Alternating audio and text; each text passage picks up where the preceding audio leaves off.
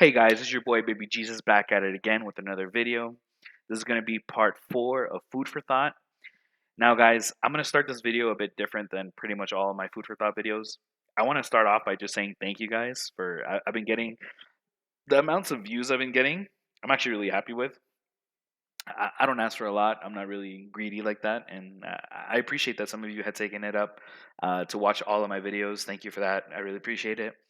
Also, I'm actually very pleasantly surprised with how my second video did. The one about it was more towards my female audience about women and makeup. I actually I didn't. I'm so happy. I did not receive one negative DM, but on the contrary, which surprised me, I received a couple of DMs of women like actually reasoning with me, actually like giving me their thoughts. I remember I got one comment where it was like, it's just that there's a lot of social pressures nowadays, from media, from models, from social media and all that, to look a certain way, and that all affects our minds. That it was a woman talking. It all affects our minds. I understand that, and I think I put that in my. That was one of my points, but my message still holds true, ladies. Value yourself. Look, I, I'm a big guy. I'm not a doctor. I'm not a professional physiotherapist. I'm not a professional athlete making millions of dollars.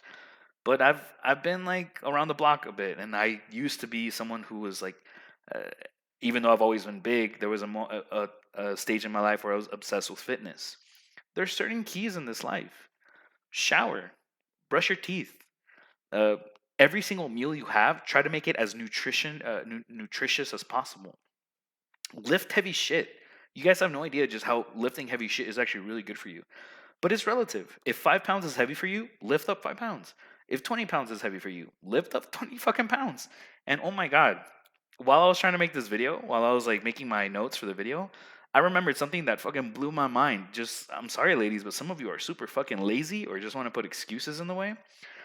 About a year ago, I saw a video. I saw a video.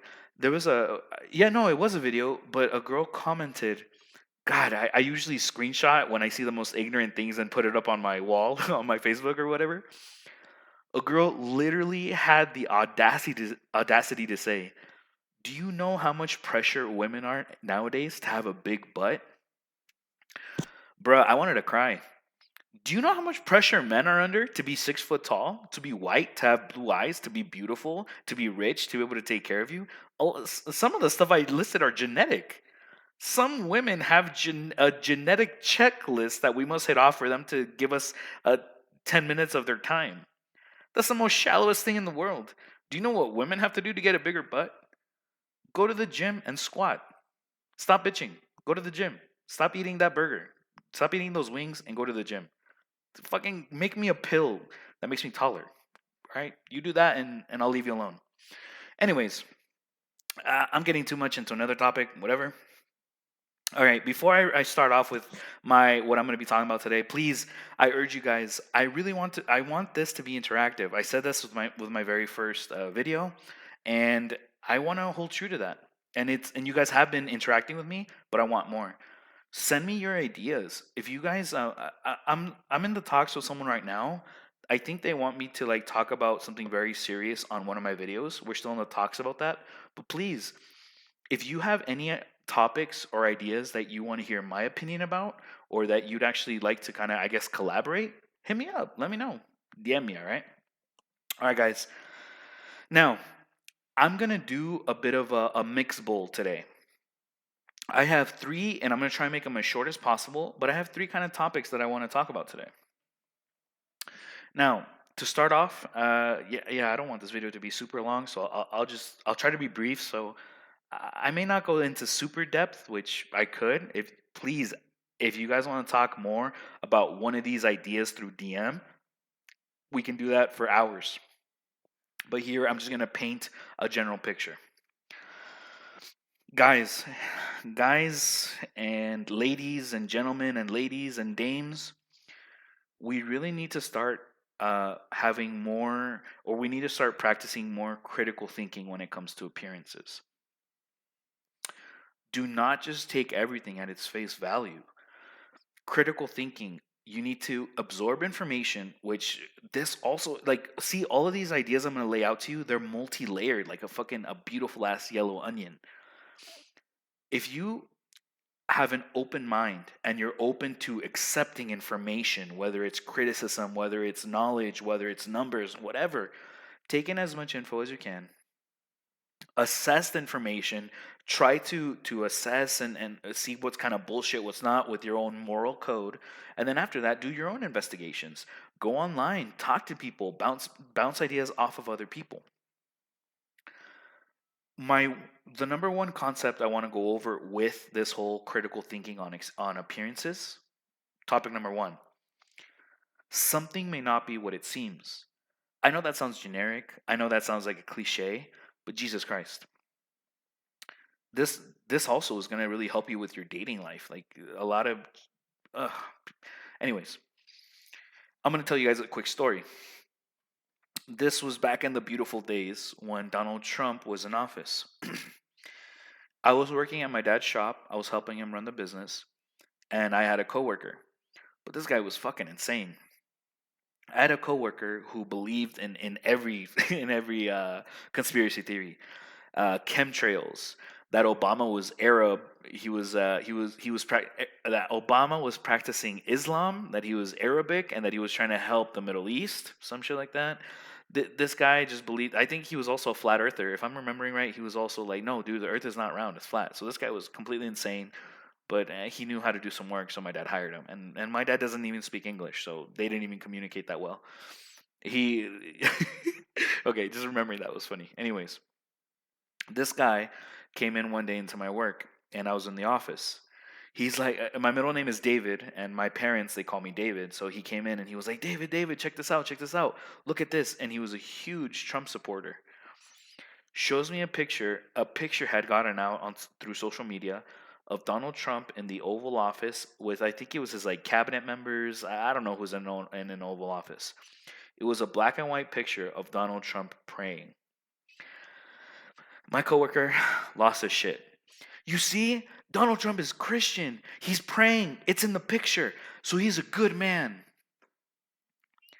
Donald Trump is a bully, a racist, and ignorant asshole. Okay? I don't have to know him personally to know all these things. I found out through social media and through interviews with them. I remember that one interview he did with that one interviewer that hit him hard. I don't remember the details, but like Donald Trump tried to show him graphs and shit. Like, dude, Donald Trump is just a fucking idiot. I don't even know how he became president. This guy, the entire point I'm trying to tell you the story, a photograph emerged of someone bowing their head with their eyes like this, and he automatically assumed, oh my God, Trump is praying. He's actually a true Christian. He's a great person. I don't care if you go to Sunday, if you go to church every single Sunday, if you dress your best, and if you're the loudest one clapping and singing and the loudest one praying. That means absolute shit. That just means you're loud. It's your day-to-day actions that show me that you're a good man, that you're a good woman, that you're a lover of Christ and God. Who am I to judge? I'm sure some of you are going to be like, Chewy, Jesus, David, who are you to judge all these people? How are you able to say all this? Dude, I told you guys in my last video, I'm pretty much a pastor's kid, man. Like, I had to go through all this intensive Bible study before I was the age of like 10. It doesn't matter what show or spectacle you put on.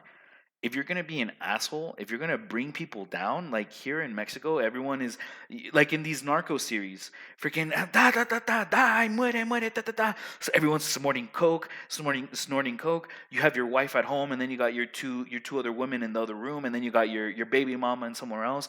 Your fucking bitches like crazy and all this. And then whenever you drive by a church, people do this shit. I don't even know what that is. I don't know the order. I just know it's like Father, Son, Holy Spirit, and stomach, something like that. Every time you drive by a church, you know what that means? That means nothing, because you're a piece of shit. You're a shit human being. You cannot be a piece of shit and then go around saying that you love God. That's why I refrain myself from telling people, oh yes, I'm a Christian and I'm a perfect human being, even though I know everything about the Bible. I've shut down arguments about the Bible But I'm not going to go around preaching and telling people, "Oh, live your best life. You are a son of Christ." No, because even though I know the information and that I have the knowledge, I am not ready to commit my entire life to pretty much like chastity. I'm already forgetting the word. The Bible demands that you live pretty much like a nun, that you give up like the pleasures of the skin, that every sentence out of your mouth is honesty. It actually tells us in the Bible that it's your mission to spread the gospel. You have to spread the good news of God. But religion is just a weapon. It's just a weapon used by man. In the Bible, it does say to spread the ideology. So what the Europeans did to the natives as far as spreading God and try to get them to convert, that was correct. But nowhere in the Bible does it say rape or murder in the name of God. So you see, it's just a weapon used by man. If the old ladies like, oh, they're crying in church praising, but then they're talking shit about their sister or their cousin in front of other people behind their back. That's what I'm saying. But like, guys, don't take everything at face value. Do your own fucking research. If someone's acting like a piece of shit, but then a photo surfaces the next day that they're in church praying, that photo means absolutely nothing. All right. The second concept in the whole appearances and critical thinking, you have no clue. Maybe sometimes you may have no clue what your neighbor is going through, what someone is going through.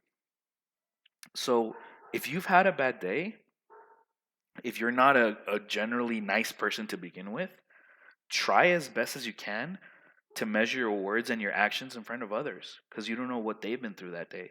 You don't know if they've just broken up, if they just lost their job, if they've lost someone in their life to like health issues, to violence, to whatever. You don't know what someone's going through. So why not present yourself to every single person, whether new or someone you already know, the best version of yourself possible? And here's another story time.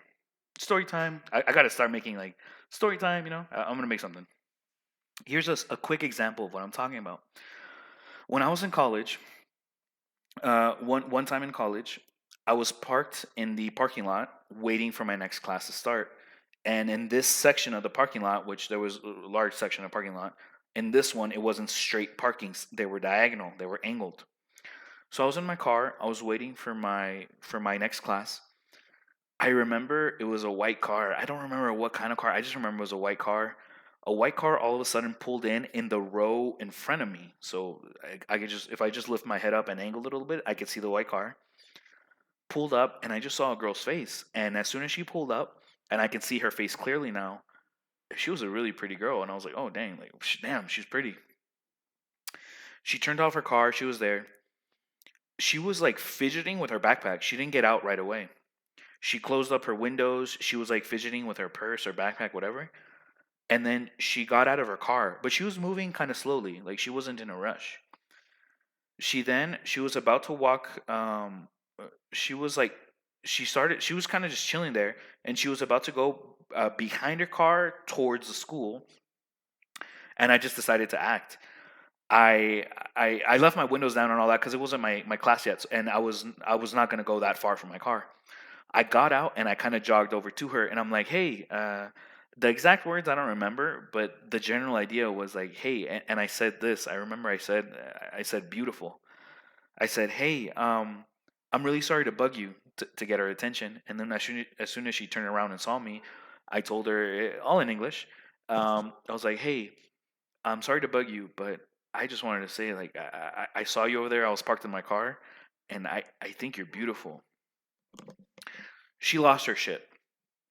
The whole shebang. She looked at me. She gave me the girl, oh, like when girls go, oh. She did that. She started blushing. She literally got red, and she looked at me. Now, I remember the basic idea, but I don't remember if it was one.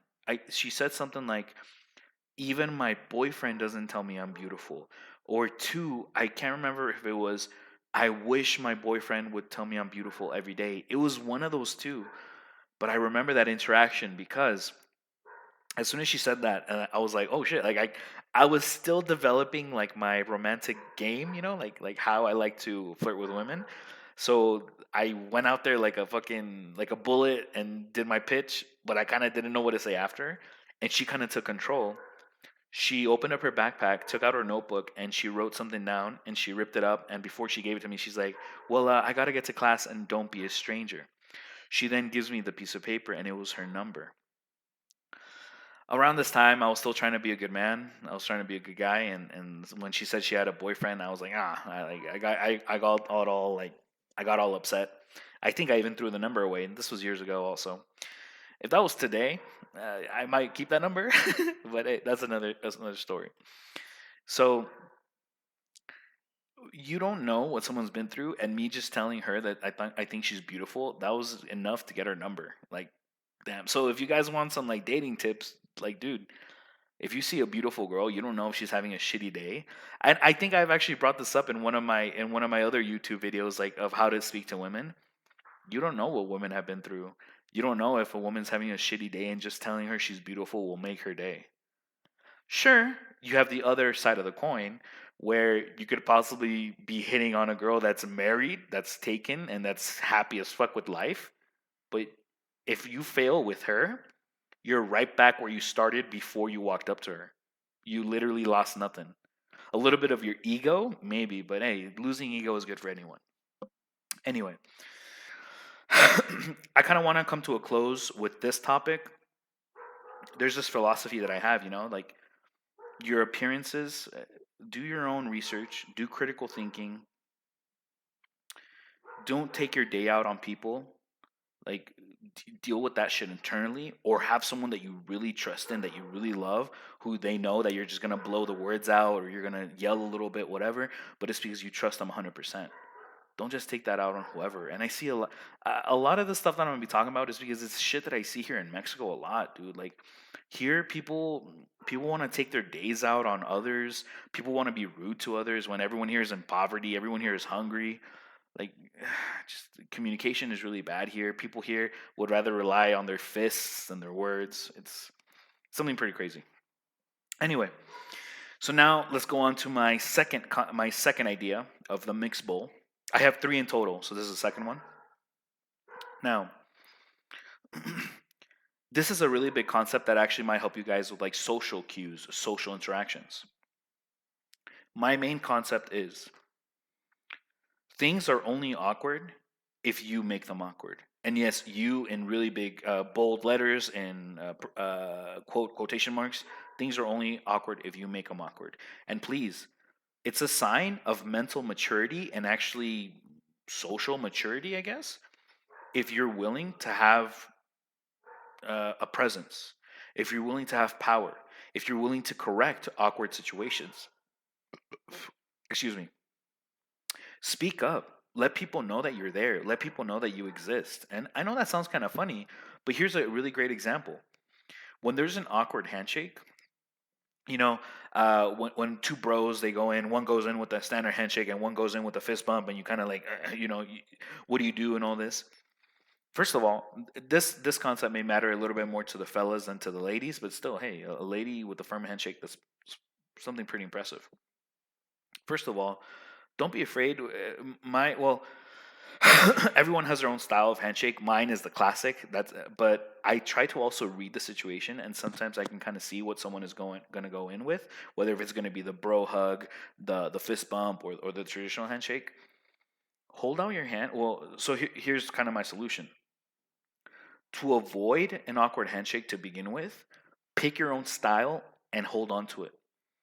Mine is the classic handshake. So when you're going to go in to do a handshake and you go in, no matter if you see their fist bump or if you see their bro hug coming in, you hold yours. Now, to a lot of people, which again, this has to do with appearances, which again, this has to do with a mental maturity. Some of you are going to say, like, oh, so what? You're trying to be alpha? Are you trying to control the situation? Blah, blah, blah. You know what I'm potentially doing? If I hold firm to my handshake and you read it and you grab my hand and we do a firm handshake when you were about to give me a different type of handshake, I helped us avoid potentially avoid an awkward handshake. What I did was in the interest of both of us. Has nothing to do with machismo. Has nothing to do with me putting my foot down and being a strong man. It has to do with just a social interaction. Don't overread it. If you want to rescue an awkward handshake, don't don't be afraid. Stop being some kind of like introverted loser, basically. If an awkward handshake does kind of occur, or whatever, quickly, before everything kind of starts marinating, and like both of you are like, oh shit, that was kind of awkward. Grab the guy or the girl's elbow, kind of grab the elbow a little bit, get in a bit closer, and then go in for your just a classic traditional handshake. They'll immediately pick up. It's kind of just something. Handshakes are actually something that we kind of don't think about. It's subconscious in a way. It's something super quick. They'll get what's going on, and you'll fix it. You just fixed a potentially awkward handshake. Now, my parents taught me, whenever you go into a room, you say, I grew up with this kind of philosophy. You say hello to everyone, you say goodbye to everyone. Have that voice. You're not going to be doing that if you're timid. You're going to go to the entire room. When you walk into a room and you say hi to everyone, you're going to go like, hi, my name is Jeff. Like, no, you're going to, if you guys know where that reference is from. No, you're going to go up to people. Like, I like to go up to people if I go to a party, if I go to a reunion, wherever I go, or if I'm invited to a friend's or neighbor's house. When I go into a room and there's multiple people, you say hi to everyone. You look them in the eyes, you give them a firm handshake, and you introduce yourself. And secondly, when I present my female friend or a girlfriend to people, I like to see it's all very quick, and you get this with like social practice. You can kind of tell if she's going to go out of her way to introduce herself, which is awesome. And this isn't really right or wrong, but you introduce people you're with too. Don't be some douche that you introduce yourself to everyone if you're with a friend or female, whatever, and you don't introduce them. No, introduce them as well. Oh, hey guys, this is my friend, and you introduce them to everyone. Especially when I hear about these people who are like introverts and they're trying to go out to parties, but then they feel left out. I'm someone that I have a. You guys know me. I got a big personality. I got a loud voice. If I see someone that's kind of is a bit introverted, they're feeling left out at a reunion, a club, a party, whatever, I try to include them. I can, because with my voice, like I try to use my power, my influence to help make people's time better. All right. Now, actually, yeah, yeah. All right, so I wanted to make that one quick. That was my second point, the whole of just like, things are awkward if you make them awkward. Have that mental maturity, if not to fix the situation, to just avoid the awkwardness altogether and just progress through the event. Okay? My last point, and with this I'm going to be finishing my video. This is a really important topic that I want to talk about, and it's something that I almost failed at recently. People forget that there are not two sides to one story. There are many sides to a story. There are many different angles, perspectives, perceptions of what occurred in one event when there are multiple people watching. Two people can interpret an event when they looked at it from the same angle and all that in completely different ways. And oh my god, and the amounts of time I've gone through this life, I've been going through my entire life with everyone trying to, if not either trying to control me, they've been trying to give me life advice. And this the amount of people that don't know what I've been through, what I'm going through, it's pretty fucking hilarious. And they try to give you advice, and it's just like, dude, like a part of me is like, shut the fuck up, bro. Like you don't even know what you're saying. And it's happened, dude. It's like showering in milk and like drinking like a cold cola when like someone gives you advice, and within the next few hours and the next day their advice just proves totally wrong in front of them, and they kind of just take back what they said. Is like, that was just my opinion. Like, it's fucking hilarious when life, not even you, when life puts people in their place because they have no clue what's going on. And again, all this has to do with like, see, these 3 points that I'm talking about, they all have to kind of do with each other. Critical thinking. Take in information, assess, and then do your own investigation. Don't just act out prematurely or speak out prematurely. Now, you get as much information as you can. And secondly, once you do get that information, who are you to spew all that shit out and think you're the guru of giving out advice? You know, I already kind of went over that. Like, I judge people. Oh, okay. Well, no, I'm gonna get into it right now. I'll get into it right now. Story time. About a year ago, I made a really good friend in my gated community. He's one of my closest friends now to this in this day. It was a total of like five of us. We were at a house and we were drinking a couple beers. It wasn't that late. It was like 9 p.m. It was like 9 p.m. Not even that late. Our beers ran out. Outside of our gated community, there's a liquor store. Here it's called Oxo. Oxo is really popular. They're like 7-Elevens, all right? We decided to walk and get more beers. The three of us out of the five, we were kind of just chilling around the entrance right before it, right before the exit, right before the exit of our gated community. So the other two guys, which one of them was my very good friend now, they exited the gated community. They went around the corner, and it's right there, the Oxo, the liquor store. Uh, we were all kind of buzzed, but my friend now was, I guess, he was a little bit more than buzzed. And the next thing I know, when I look to my left, my friend is yelling at one of the security guards because where the entrance to the gated community is those things that like lift up for cars and shit. And then there's like a little house in between the entrance and exit. There's a house, and then three guards were outside of that house yelling at my friend. It got so bad that the yelling was super loud, and it looked like they were about to throw down punches. So my really good friend was like the aggressor, quote unquote, and you'll see why I say quote unquote was the aggressor.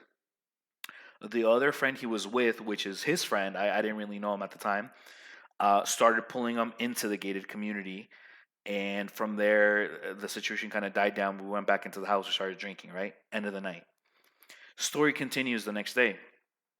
But before I continue on to the story, in my head, my friend who is now a really good friend of mine, at that time, I was still kind of getting to know him. And I started judging. I started prejudging. I was like, oh, great. Another Mexican who thinks that once he has a couple of beers, he's now Goku. He's now the Hulk. Because there's a lot of that here.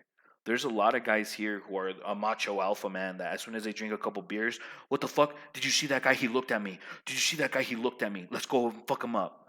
Which I never, just, I think that for me, that's total ignorance. And I don't want to hang out with people like that. And I almost caught myself slipping. I have this philosophy where it's okay to judge. It's part of our like will to live, our survival instinct to judge situations and people.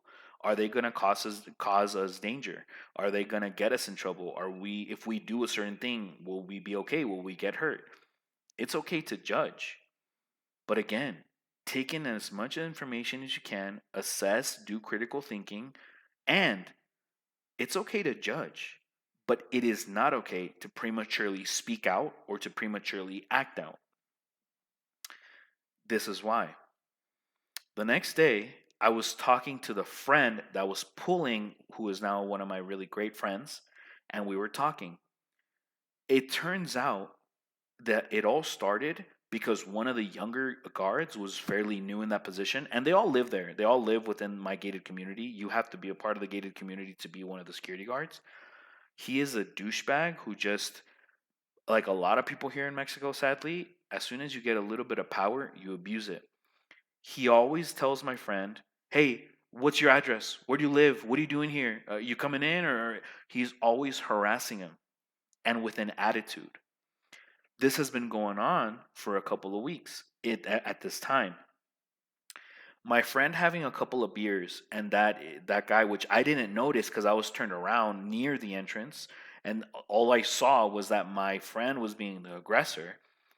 I didn't notice that the guy told me like, yeah, the guard started yelling at I'm not gonna say his name. Started yelling at my friend. This all started. There's a whole backstory to this.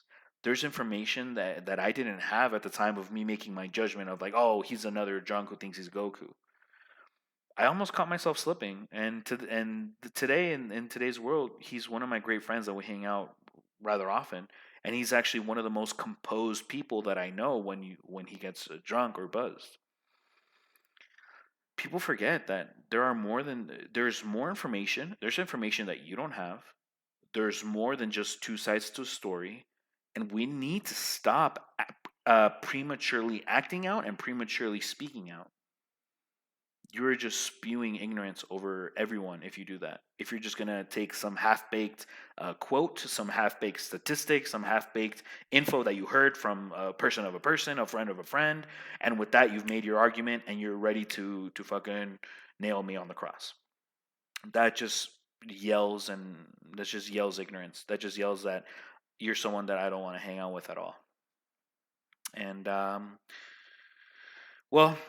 I'm coming to the end. That's the end of my story. That's the end of the story time, and those are pretty much my ideas. And I guess just a quick recap. Um, things are only okay. So the first one was, remember, critical thinking, guys. We need to practice way more critical thinking. Things are only awkward if you make them awkward. And the last one, there are way more than just two sides to a story. This entire video just had to do with how you capture information and what you do with that information. Guys, it's been half an hour. This is a long video. I've left things out. I have things in my notes, like sub notes. Like, guys, I can go over this shit. I can make a fucking 2 hour long video. Like, I have so many fucking ideas up here. Like, this brain does not shut off. Please, fuck, email me. I don't give a fuck. Email me, send me a DM through social media, reach out to me through WhatsApp, whatever. My Instagram got hacked, but it's on my Facebook, my new Instagram. Please, guys, DM me if you guys want to hear my opinions on something else. If you want me to clear up an idea or you want me to go more into depth. And to that special someone, I think you know who you are. You told me you wanted to go over like your story with me. Hit me up again, or I'll hit you up in a bit. And guys, thanks so much for watching. Have a great day. Stay classy.